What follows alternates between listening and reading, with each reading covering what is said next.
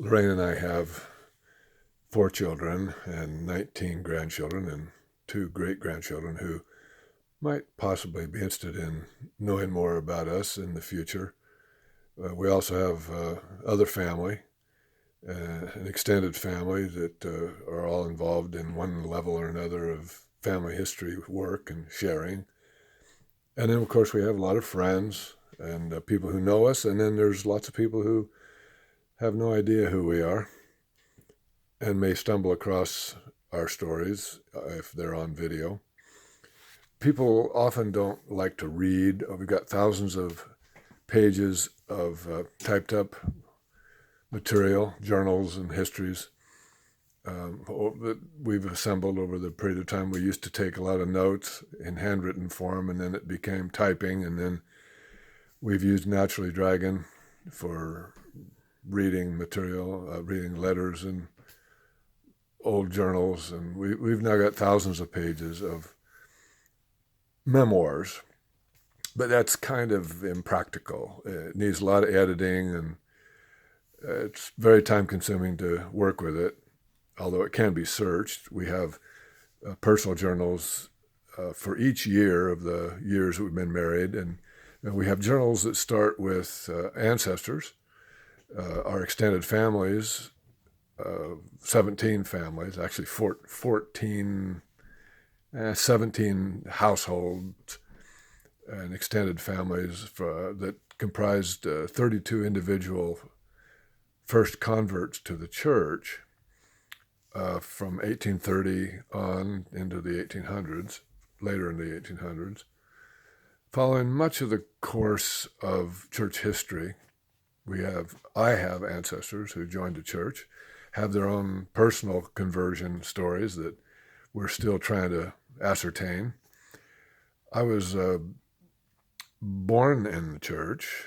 I had 4 fourth great grandparents who joined the church as first converts. So I'm a 7th generation member of the church. And haven't known anything else.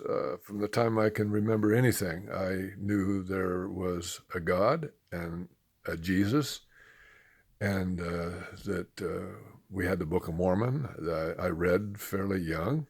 I got a copy from one grandmother when I was baptized at the age of 8 in the Minidoka Tabernacle font, along with at least a little girl who preceded me to the font and helped me have courage to put my face under. I was frightened of the water from having nearly drowned when I was somewhere between 4 and 6 near Sun Valley, Idaho, in a swimming pool when somebody bigger took my inner tube and I went down. Remember it quite vividly.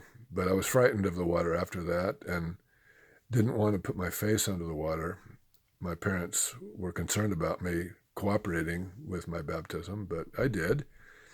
And I wanted to be baptized and confirmed. I remember it all very, very well, although I was limited eyesight. I didn't know until a little bit later that I was nearsighted and needed glasses.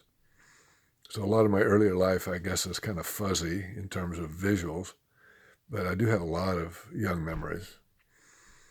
The histories from ancestors, whatever we can pull together, we've been able to gather, and we're still working on a lot of them, all the way down to more recent times, my great-grandparents and grandparents, and my parents and Lorraine's parents, and what we have on her family, are all pretty much written up. We have a lot of material.